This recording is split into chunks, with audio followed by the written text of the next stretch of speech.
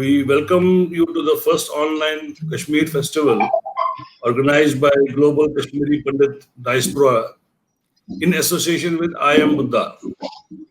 In today's episode, we will be talking about the contributions of our community in shaping the legal framework of our country in diverse roles, and also about the travesties of justice to our community for the last 30 years.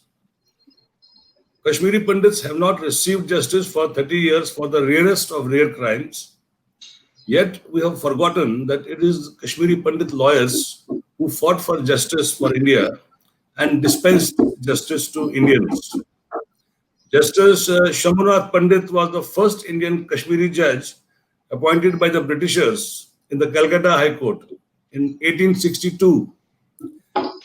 Mr. Ram Narayan Dar was the first Indian judge of the Chief Court of Lahore in 1886 at age of 37. Rai Bahadur Pandit Shivnarayan Raina Shamim, 1859 to 1936, was born in Jalandhar and was a leader of the Lahore Bar.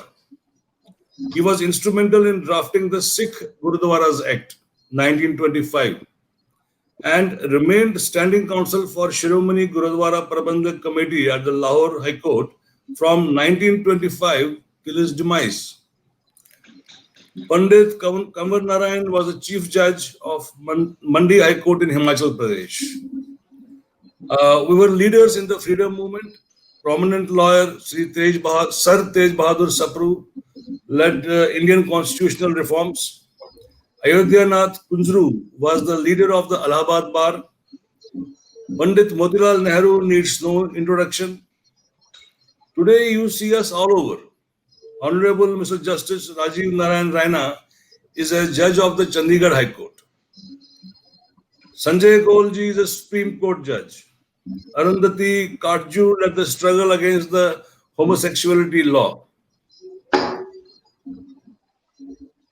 These are just a few, but they make the point that just as we served our nation and our people, now our people and nation needs to stand by us. We have a distinguished panel of legal experts and hardcore activists today to discuss upon the legal issues of our community.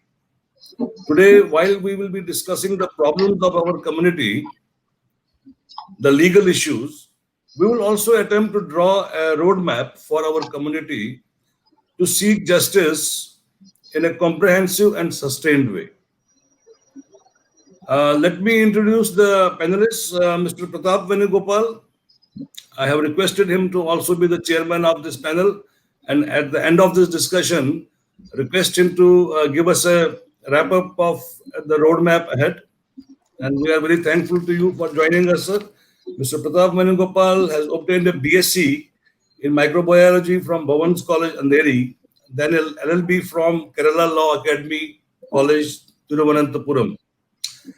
He thereafter enrolled as an advocate and commenced practice in the Delhi High Court. He became an advocate on record of the Supreme Court in 1990 and was inducted as partner in law firm KJ John and Company. He has extensive experience of over 30 years in litigation before the Supreme Court of India, Delhi High Court, District Courts, National Consumer Disputes Redressal Commission, National Company Law Tribunal, National Company Law Appellate Tribunal, National Green Tribunal, Excise and Service Tax, and so on. Mr. Pratap Venugopal is a panel advocate of the Securities and Exchange Board of India, panel advocate of the Pension Fund Regulatory and Development Authority, and it goes on like that. So welcome, Mr. Venugopal. We are honored to have you here. Thank you. Thank you so much. Thank you.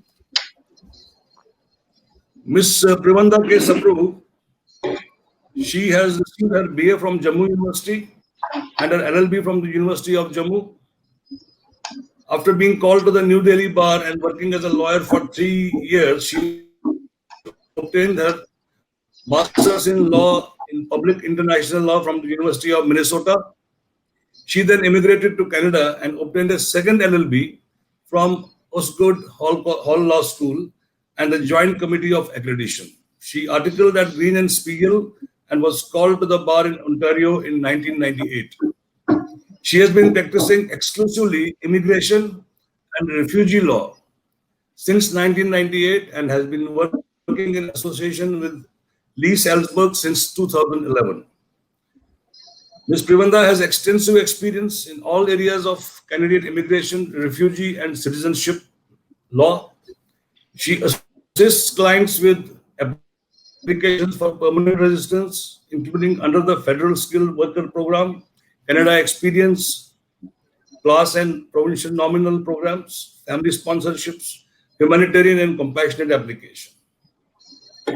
Her extensive litigation practice includes appeal work at all three divisions of the Immigration and Refugee Board and the Federal Court of Canada.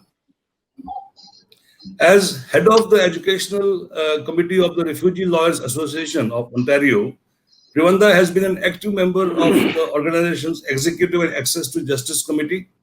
She has mentored numerous people seeking to work in the immigration field, including lawyers, law students, articling students, paralegals, and consultants. From 2006 to 2011, Preevanda was the immigration lawyer affiliated with the Barbara Schiffler Commemorative Clinic. She developed specially working with women survivors of violence and continues to work closely with women's shelters throughout the GTA.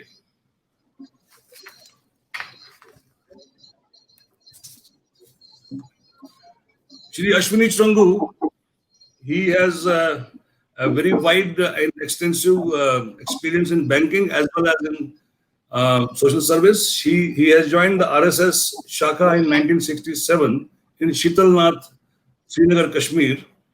In 1974, he came in contact with the JP movement at Srinagar during student days.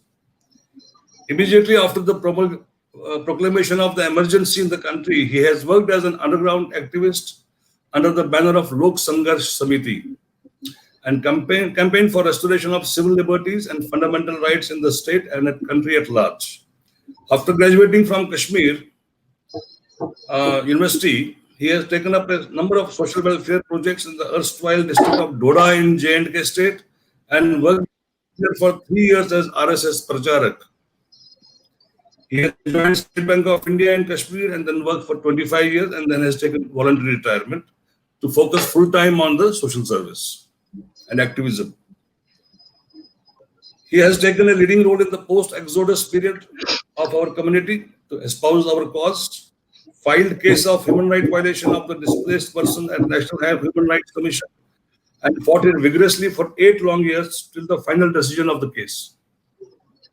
While maintaining a close liaison with the National Human Rights Commission and the government, he was successful in bringing a number of relief measures for the displaced people. He has undertaken various yatras at national level for the last 30 years to raise the plight of the displaced people of the state. He has represented the human rights issues of the people of the state before the national and international forums, parliamentary standing committees, Ministry of Home Affairs. So I'll just cut it short. It's extensive and very impressive. He has published works and he has organized seminars and exhibitions. Mr. Pulkit Chrungoo is a lawyer at J&K High Court, and he has completed his education with distinction. He has done his Bachelor of Commerce from University of Jammu, an LLB from University of Jammu with a first division, Master's program in government, and he is a distinction holder and a gold medalist as the best student of the year. And regarding his practice, his objective is that he wants to pursue his career in public life field in the capacity of political and social activist, strategist, commentator, and focus on constitutional and strategic diplomatic areas. He wants to work in the field of public policy and contribute towards the development of his nation, of the nation. Sound understanding of human rights and humanitarian laws, organized and lead various regional and national level youth programs across geographies in India. Without taking more time, I'm humbled to be in such distinguished company. I'll quickly go to our issue of legal issues of our community and cure. I would request Ms. Preevanda to start the discussion and give us some focus on why we are called migrants and why we are not qualifying as internally displaced persons. And if you want to add more to it, Ms. Preevanda, please start. Thank you. I should say at the very beginning that I have no expertise in this area. I'm a Kashmiri. Whatever I know of is from experience of my family and of the community. I have read and I have been a witness to what has happened to our community over the last 30 years, and it really saddens me. The story of Kashmiri Pundits is extraordinarily difficult to tell. When the insurgency erupted in Indian administrated Kashmir in 1989, thousands of Pundits left the valley as the community suffered through intimidation, death threats, killings, which was enough to abandon their homeland. Now, the language used to describe our departure is important because it involves the question of making claims on the state. The term migration suggests voluntariness to their departure, which most of us have rightly denied. Many Kashmiris prefer the term exile or expulsion as being a more accurate description of our situation and the description of themselves as refugees, and refugees in their own country. Others have even used more extreme terms such as genocide, ethnic cleansing, or Holocaust. The semantics of describing the plight of Pundits from Kashmir is highly politicized and contentious, each party giving its own definition. The refugee definition does not capture the experience of displacement. We don't fit into that definition because you have to be, you have to have crossed an international boundary and border and have to have fled the nation state of their origin due to persecution and fear of threat to life. That is not the definition of who we are. We are still in India. So what is our definition? While the refugee definition is legally recognized and it recognizes the identity of a refugee with rights and entitlement on papers, the internally displaced person is only a working definition. Though Kashmiri Pundits have not been defined as internally displaced people, there is no other definition to describe them. Migrants, I believe, is not an accurate description of who we are. The international definition of IDP are those people who are persons or group of persons who have been forced or obliged to leave or to leave their home or place of habitual residence, in particular as a result of or in order to avoid the effects of armed conflict, situation of generalized violence, violations of human rights, or natural or human rights disasters, and who have not crossed an international recognized state border. Forced from their homes, IDPs are also experience specific forms of deprivation, such as loss of shelter, and often face heightened risks.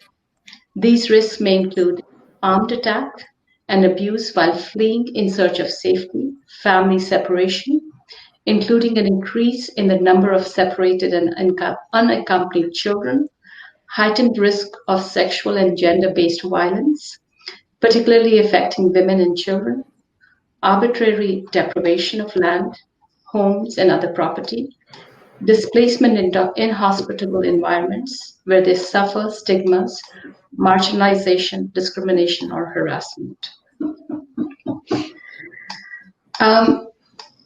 Kashmiris have lost their homes as a result and have needed shelter for years, for I think 3 decades. They have lost access to their land and other property and are cut off from their normal livelihood and sources of income. They have suffered poverty, marginalization, exploitation, and abuse. They have suffered lack of access to adequate food, safe water, public services, such as education and healthcare has become very difficult for them, often leading to high levels of hunger, malnutrition, and disease. Family and community structures have collapsed, and family members have become separated. Older persons and persons living with disabilities are often at risk of abuse, child labor, or forced recruitment into armed forces or groups. Our identity documents are lost, destroyed. As a result, we have faced difficulties in accessing public services such as education and healthcare. In many cases, places where the Kashmiris have moved, they have faced marginalization, discrimination, and hostility, or have been targeted for abuse and attack. In addition, tensions in these areas have been increased. For instance, competition over scarce resources or increased risk of attacks because of the presence of IDP settlements. I believe that the description of IDP defines Kashmiri Pundits. The indictment of the Indian state is forcefully expressed in these descriptions, and their decrying of both the Indian state's inability to protect them when they were in Kashmir, and then its failure to rehabilitate them after their forced departure. Most of the displaced Pundits have not been rehabilitated. Many thousands still live in camps in Jammu, Delhi, and other parts of India in atrocious conditions of deprivation. The uprooting from their homeland has been a traumatic experience for most Kashmiri Pundits.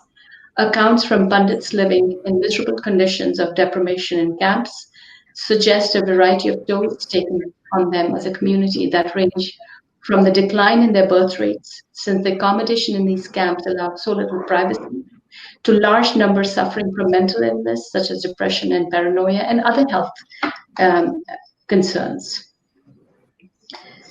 And the mental toll has also taken the form of extreme insecurity. For many of them, the experience of living in exile has been a humiliating one of being reduced to the status of a refugee. Even those who have managed to recover from the economic losses of migration, there is an intangible but not less a sense of loss that comes from their separation from their homeland. It has meant severing from them access to the places that they were associated with their ancestors, their cultural legacies, their personal and familiar memories, and their own sense of pride in belonging to a land so widely celebrated for its beauty, its tradition of learning, and its spiritual and religious sanctity. Now, many Pundits have expressed a very real fear of losing their very specific cultural identity through assimilation in the wider Indian environment, the loss of their language, of their regional specific religious traditions, and a lot of their numbers through the younger members marrying outside the community. 30 years after the mass exodus of Kashmiri Pundits, the Indian government continues its neglect of the Pundits who remained in the valley and those who have been living in the camps for even 30 years after those camps were set up for them. It is the state that has a greater stake in keeping them in a state of permanent insecurity, or is there any other reason? The state has a responsibility. It had a responsibility, very basic rights that are non-derogable rights. Right to livelihood, right to housing, right to food, right to adequate health, right to education, right to justice, right to political participation, and the right to vote. These were some of the rights that are attached to IDPs. Now, the Kashmiri Pundits share many of the problems faced by the refugees. They have lost their homes, lives, and livelihood. They are dependent on the support of the state, which offers very few solutions of any final form of resettlement or rehabilitation. The Pundits are fellow citizens and subjects. Like other IDPs, the Pundits face the struggle of seeking legal and political recognition of their condition. It is from the struggle for the recognition that we should begin a discussion of what it means to be displaced in one's own country. We have not even been able to attach a definition to our exodus or who we are. And on that note, I pass the discussion to the next panelist. Thanks, Ms. Sapru. You have a personal experience of Exodus, and you have captured the entire tragedy in a legal capsule very well.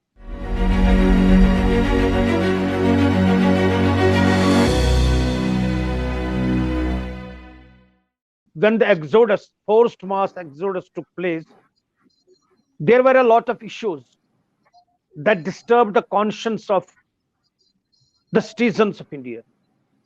But it is very unfortunate, and it still remains an unfortunate thing, that there was not a very specific and cut out decision on behalf of the government of India at that time to term what happened to Kashmiri Pundits. It was virtually a hodgepodge issue in 1989, 90, 91 about the forced mass exodus of Kashmiri Pundits. But since the whole community was in a very bad situation at that time, virtually on roads outside Kashmir, in cities like Jammu, Udhampur, Delhi, etc. So the first issue of concern was to provide some kind of succor to the people who were rendered refugees in their own country.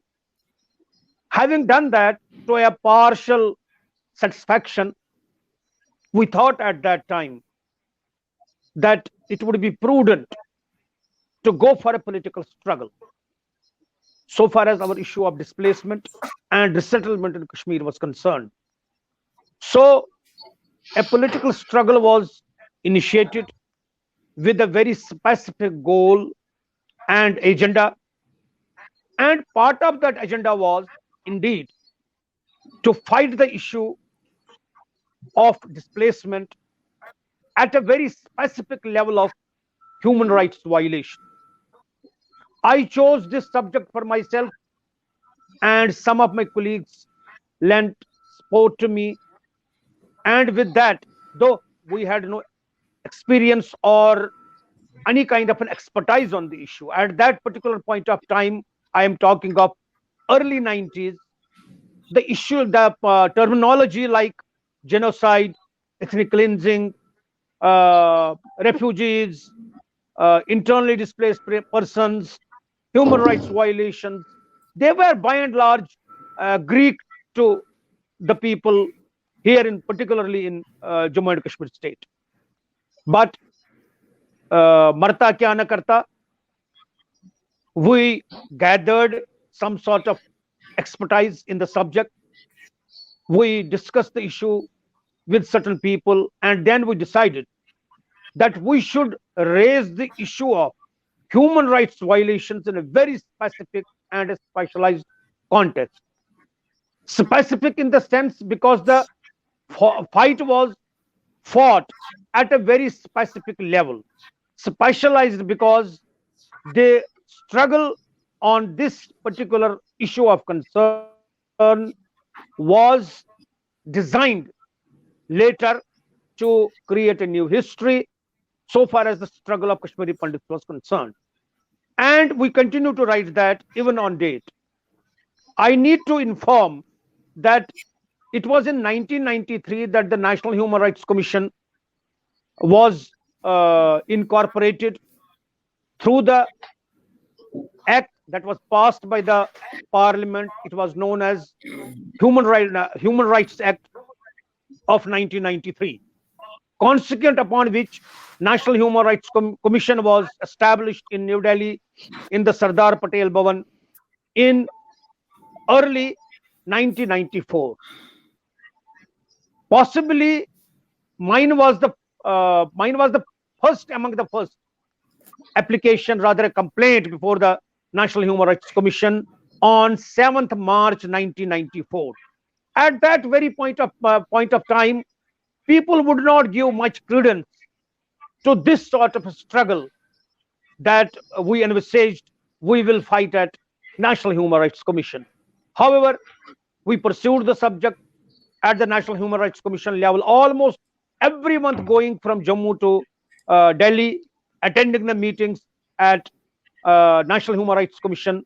The then chairman, Justice Ranganath Mishra, he was very kind to us in two specific matters. The first was that he wanted us to create some kind of a documentation that would suggest what happened to Kashmiri Pundits. Though it was a Herculean task, but we accepted the challenge and we produced a voluminous document that was later known as Report on Human Rights Violations in Kashmir. Then the same person, Justice Ranganatha Mishra, he told us that you should ask for some kind of a specific relief, keeping the main issue in abeyance for some time. We did that, and because of that action, a lot of things were done for the Kashmiri Pundits who were in the camps and who were in distress at that time. Then moving ahead, when the Justice Venkatachalaya took over, we contacted him and he listened to us.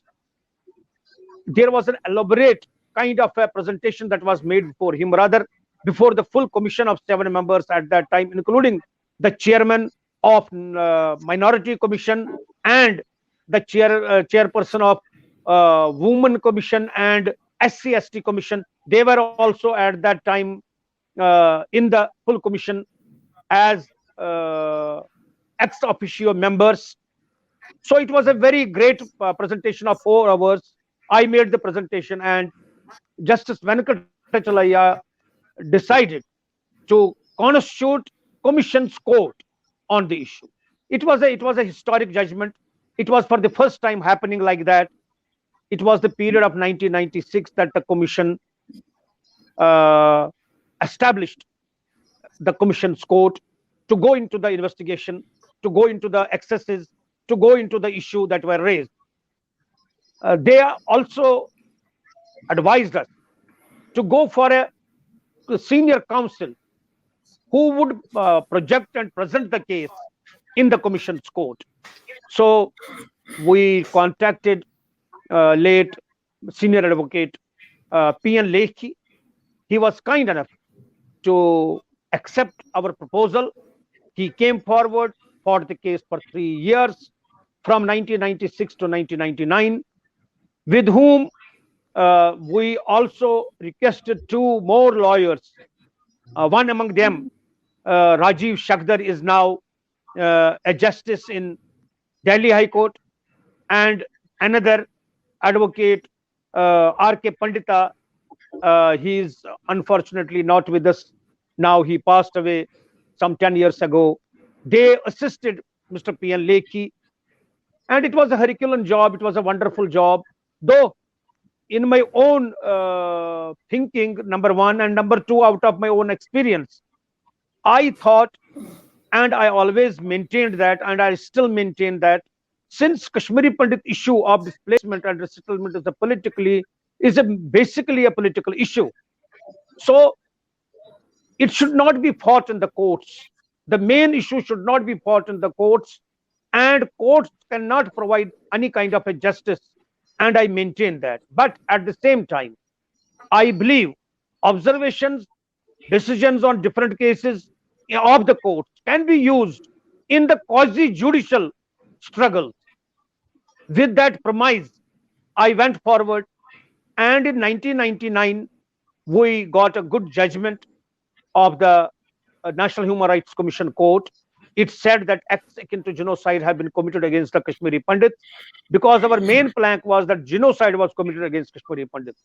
It stopped itself from declaring that the ultimate crime, genocide, was committed against the Kashmiri Pandits. But at the same time, it said that a genocide type design may exist against Kashmiri Pandits in Kashmir in the mindset utterances of terrorists and militants. It also said that understanding and relief has not been given to the Kashmiri Pandits. It said about Kashmiri Pandit community that they have shown resilience, they will rise again, and for that they also said that National Human Rights Commission would be uh, great enough to receive complaints if there are some specific individual complaints, and we will go into that. After that, a committee was formed with the government of India and government of J&K, and certain very important decisions were taken in favor of Kashmiri Pandits. But the main issue remained, because at that time the government did not take the decision of the National Human Rights Commission to the right forum for the right conclusion. We wanted to take this case to logical conclusion, saying what NHRC said should either be interpreted by the Supreme Court of India, or it should be placed before the Parliament or the Government of India specifically to suggest that a commission of enquiry be established to go into the excesses that were committed against the Kashmiri Pandits by the terrorists and other forces. So it was not done, and then we went to certain international forums.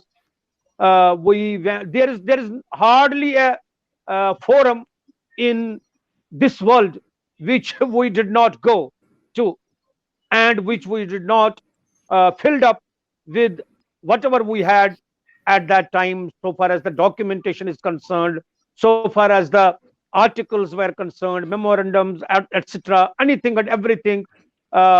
Any international and national forum connected with minorities, human rights, genocide, internally displaced persons, and issue of displacement, there is hardly a forum which we did not go. But later on, I was convinced, though earlier I was not, but later on, out of my experience, I was convinced that Government of India would not allow any international body to come into the picture in Jammu and Kashmir state. And I was personally convinced that it was the right thing. Government of India's policy was right. I was convinced, at least, after going through nitty-gritties of the subject. And I, at my own level, along with the consultation with certain very important people, concluded that we should once again go to the National Human Rights Commission and suggest measures to the National Human Rights Commission to take the issue of decision of National Human Rights Commission to the logical conclusion. Initially, our issues were not recognized, our struggle was not recognized, our issues were not recognized. Later on, I came to the knowledge of that slowly and silently and steadily, what we did for the last 20 years was recognized by academicians, by schools of law, by university, and by the human rights institutions and the political personalities, and even the government at J&K and also in Srinagar. So I came to know that our issue of struggle was incorporated as a part of the syllabus in many universities by the Department of Law, by the Department of Political Science, by the Department of Sociology, that when genocide takes place, how it can be fought and how it should be fought. As an instance, our struggle was given a place in the textbooks, and I was myself that happening, and it There's a lag. the classroom professors, when classroom professors would speak on this subject. Then I had also another chance of visiting the principle of refoulement, which was wrongly interpreted not only in India but outside also. And it is the principle of refoulement that I also took up at various levels, including the Government of India, Ministry of Home Affairs, External Affairs, etc. So, Government of India should come into contact with the National Human Rights Commission. And I talked to the Lieutenant Governor of J&K State also. And then the Lieutenant Governor of J&K State and the National Human Rights Commission and myself, we took the Kashmiri Pandit issue again at the National Human Rights Commission level this year. And generally it doesn't happen, but it happened. National Human Rights Commission once again registered the case to revive the old case of 20 years back, and they had a meeting. The full commission had a meeting, and on 3rd of November this year, they sent guidelines to, rather directions to the Government of India, that within 8 weeks this complaint needs to be redressed and the complainant needs to be made an associate of the redressal mechanism, and then action taken should also be communicated to the complainant. So 4 weeks before this all happened, and in my opinion, it is again making of a new history. With that, I think we are again on a path to pursue a case to take the decision of National Human Rights Commission that acts akin to genocide have been committed against Kashmiri Pandits to the logical conclusion. And my suggestion to the Commission was, and to the Government of India, is to establish a special crimes tribunal to go into the excesses that were committed against the Kashmiri Pandits and other minorities, including Hindus of Jammu and Sikhs of Jammu and Kashmir state for the last 35 years. That is the latest in this regard, which I wanted to put before you. So with that, I take all of you in high esteem and believe that your guidance and support will be coming always, and we will make a history once again. Thank you very much. So kind of. Thank you, Ashwani ji. And you have also raised some issues like how a National Human Rights Commission has selectively admitted our applications, selectively, chosen to categorize us akin to genocide, not having genocide, all those issues, and your struggle has led you to believe that it's a political battle and courts will not help. It's a very interesting and I think coming from you, it must be having a lot of sound reasoning.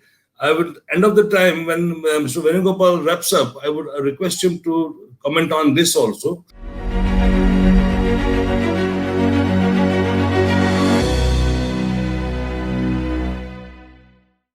What Kashmiri Pandits youths have been doing and what I have been doing since my childhood.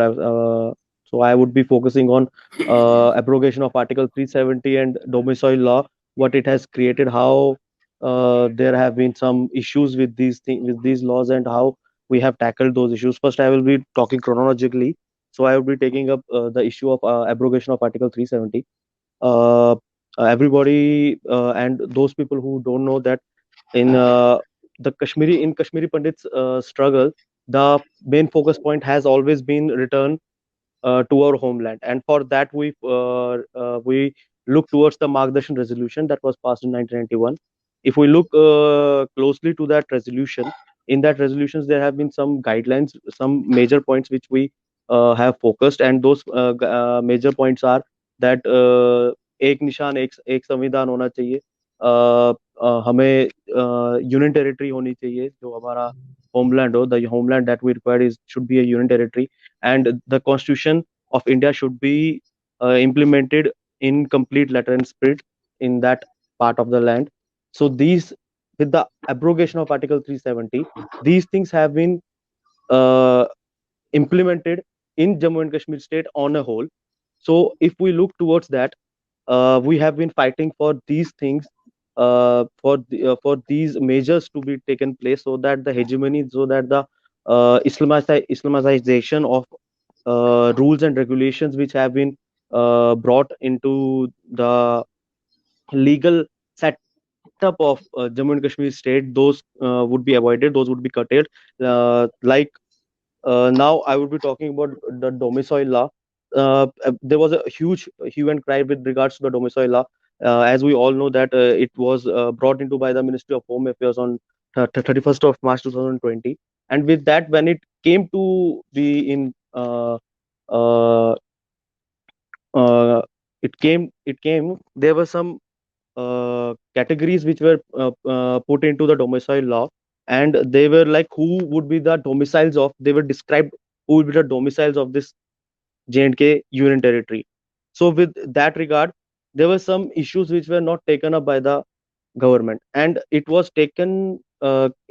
made sure by the government, by the administration, that the suggestions of the uh, intellectuals in the state would be taken care of, and after taking those suggestions, the domicile law will be implemented.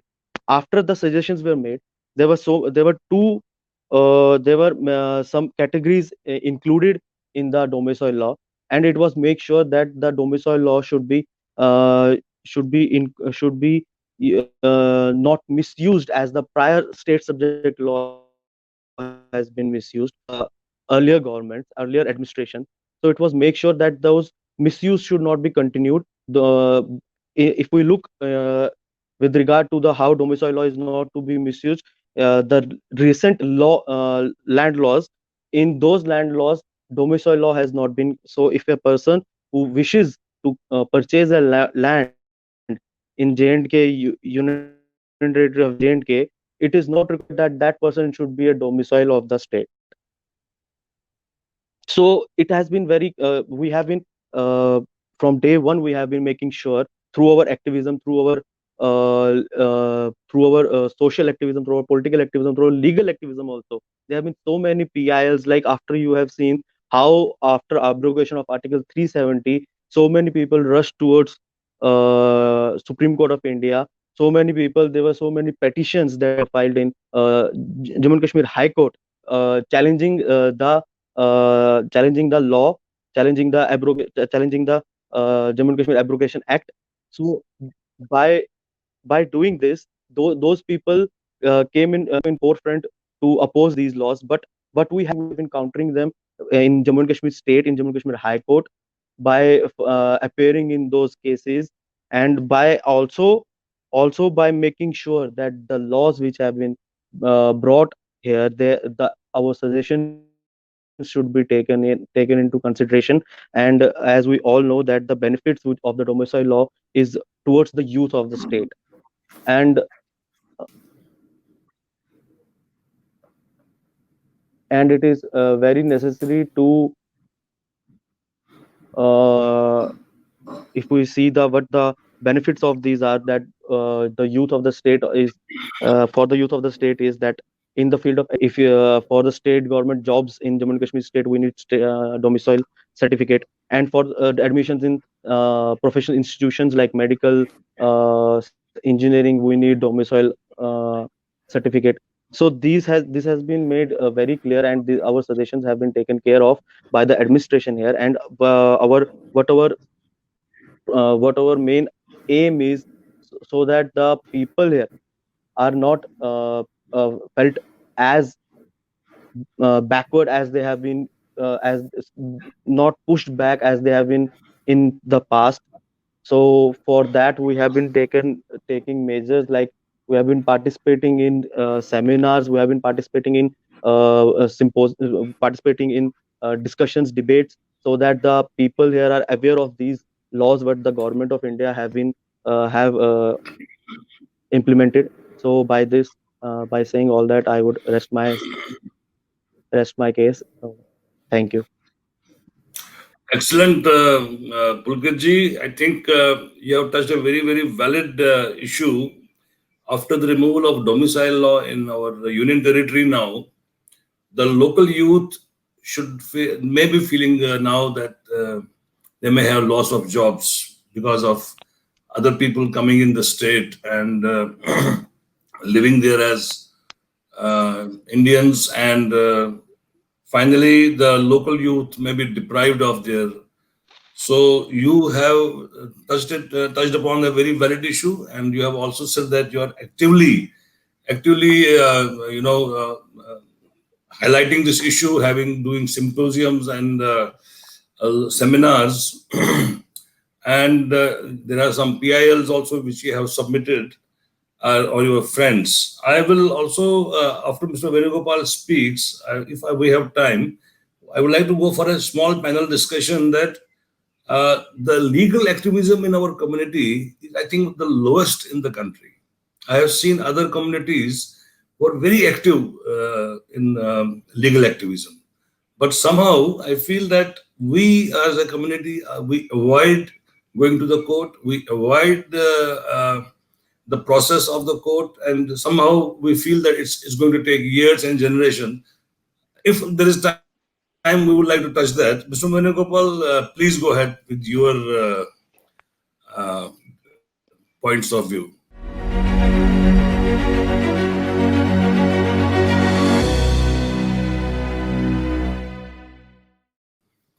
Thank you. So, fellow panelists and friends, it's indeed an honor to be invited to address you, albeit on a very disturbing issue, that's the exodus and genocide of Kashmiri Pundits, on which subject I really do not have much experience. Now, 30 years have passed since the exodus from the valley of its minority Hindu Kashmiri Pandit community.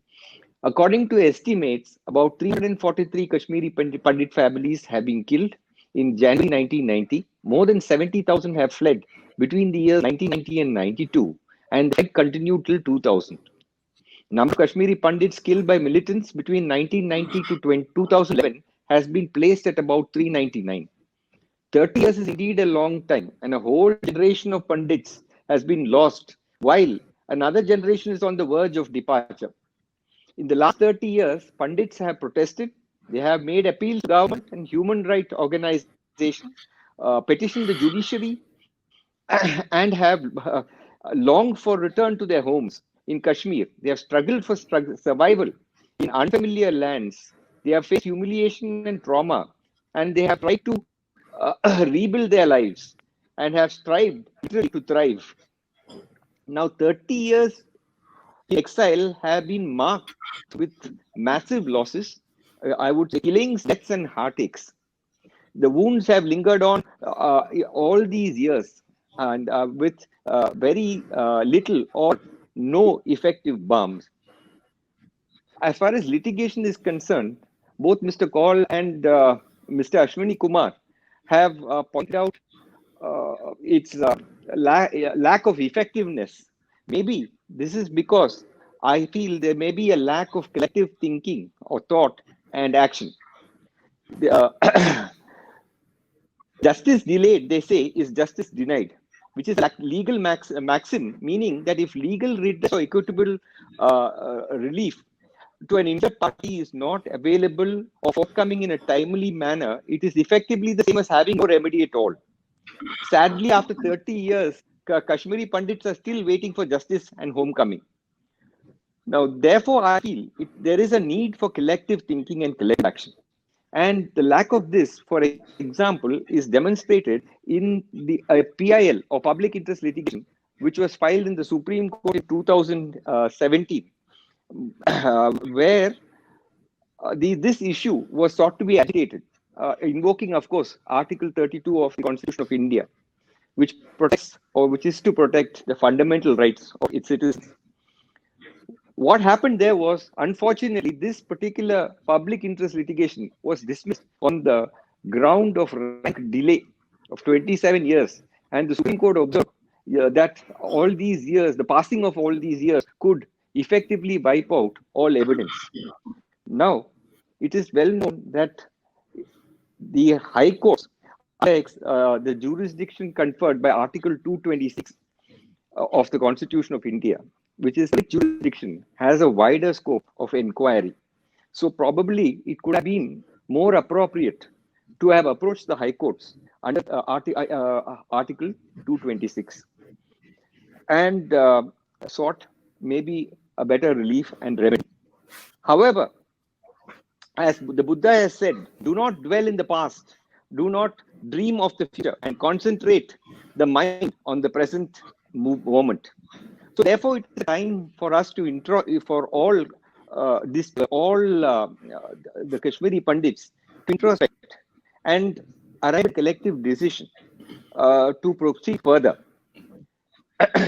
So effectively, it would be necessary to look into some of the matters which are pending. Fortunately, there are writ petitions which are pending in various courts, and it is time to consider whether these writ petitions need to be amplified or expanded or even amended so that an effective remedy is obtained.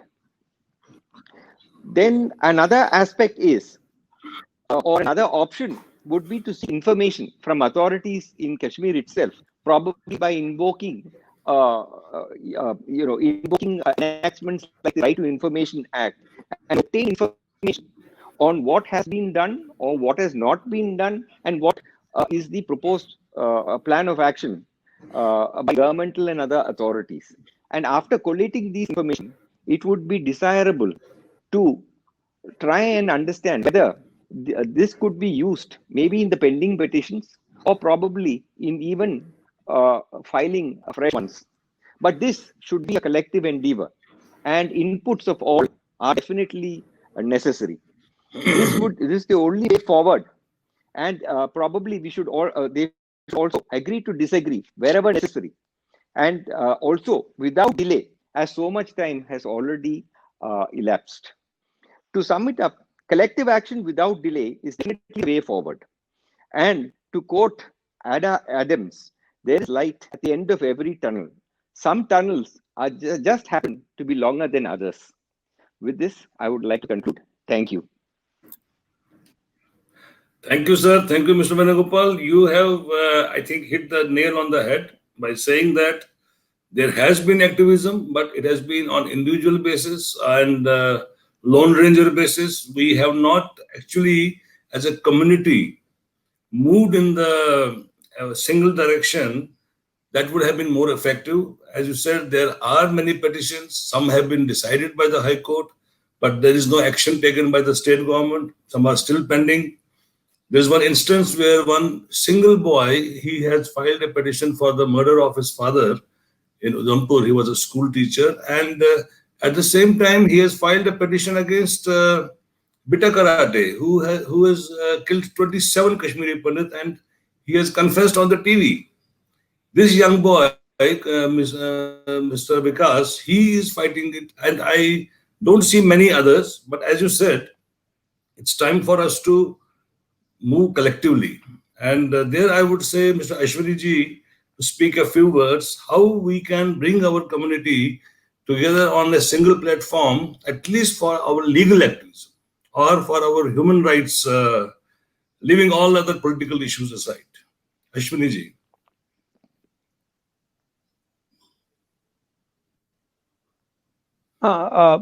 As I said earlier, it's a historic thing that National Human Rights Commission has sent directions to the Ministry of Home Affairs, Secretary, Ministry of Home Affairs, to initiate redressal mechanism so far as our complaint with the National Human Rights Commission afresh is concerned. I believe this is a golden chance for all of us as a community, and also for all those who are our sympathizers, and for all those who want justice to be provided to the Kashmiri Pandit community to support this cause now. I have also requested National Human Rights Commission that they should go for a meeting of the government representatives complainant under the aegis of National Human Rights Commission. I am of strong belief now that what Supreme Court did in the petition of Roots of Kashmir last time. Yes. In fact, satirically, I told them that Supreme Court has lived up to its reputation of not giving justice to those who deserve and desire. But that was satirically that I said to them, giving instances of how they have done this thing in the past as well. They could have at the most, Supreme Court, before delivering the judgment, could have done one of the two things. The first was they could have gone into the judgment of the decision of the National Human Rights Commission regarding the subject, because the decision at that time was delivered by Justice Venkatachalaya, a former Supreme Court Chief Justice, Justice V. Malimath, a member of the commission, and Virinder Dayal, he was also a member of the commission. So it had a quasi-judicial reputation of a judgment. They should have gone into that at that time before delivering the judgment. Or in the alternative, they should have asked Government of India and the state government before delivering the judgment to give their opinion so far as the killings and other excesses were concerned. They did not do any of the two things and delivered the judgment exclusively with an aim to dismiss the petition. I believe. Thank you, Mr. Ashwani. I have heard I some got your judge point. saying that certain decisions are also bad judgments. I believe this was a bad judgment. This decision of the Supreme Court was a bad judgment, but I don't hope that Supreme Court will live up to the expectations that I have. Nor I believe Thank you, Mr. any Ashwani. court will, We have to because move of on. the Your main point is issue well involved made. in it, Your point is well and made. that is the issue of political sensitivity. Since political Thank you, sir. sensitivity Thank you. issue is involved in this case, so I request everyone that the new initiative that has been taken by the National Human Rights Commission may be supported by everyone. Absolutely. Thank you, sir. Thank you very much. Ms. Sapru, quickly, Thank you. judgment or whatever the thing has come from the National Human Rights Commission. Do you think with that in hand, we have a better chance in the UNHRC, the United Nations Human Rights Commission? I so admire the work you guys have been doing in India at the grassroots level, at the with the judiciary, at the Human Rights Commission, and you spent your lifetime protecting the rights of the Kashmiris and making our voices heard. But I also think that you have to widen your scope of what we are doing, what we are seeking. And we can be just seeking justice from people who have failed to give it to us for the last 30 years. We've gone to the courts, we have tried to do political maneuvering, that hasn't worked. Something that I'm an international human rights lawyer and I do this work. One of the things that is effective sometimes is to shame the government, is to shame the judiciary. You go white, you go, seek justice from other countries, you get other NGOs involved, you get international community involved. The idea of getting international community to see the conditions people are living in the camp. To this day, that is not acceptable. There is a reason why you want to get people involved from outside who can critique or who can even provide simple things such as, sanitation. I have seen the camps about maybe 25 years ago. It's very hard, and you guys are doing this work on the ground. It's important for people to get out of that cycle of poverty. It's important for them to get out. They need housing, they need basic rights that people still don't have.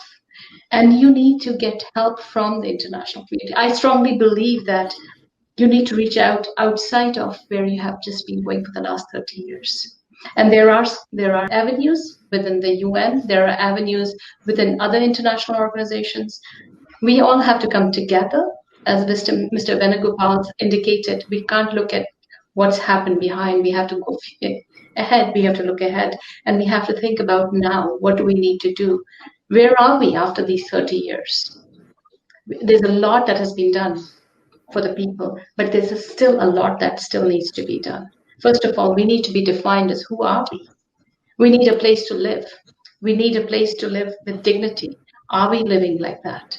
And what do we need to make changes to?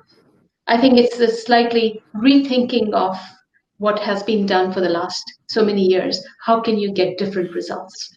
And if the international community, international diaspora of people who have been living abroad, we live in our comfort, it's very easy for us to talk, but we are also ready to get involved and ready to do what needs to be done. And we have to come together as a community. I think that's important. Thanks a lot. A lot of valid points, and there are things happening. Finally, after this last 30 years, we have filed some RTIs. We are getting excellent responses. We are in the process of approaching the High Court at the right time. And Mr. Ashwani ji, as he said, we have made a breakthrough in the NHRC. Mr. Venugopal has also been advising us to go for a two-pronged action, one in the judiciary and one in the Human Rights Commission. So we are following the advice, but the most important thing is we need to come together as a community level to make it more forceful. Pulkit ji, as I will wrap up it for you because we don't have time, that a homeland or a secure zone is very, very important for us. Without that, it is not possible for us to go back.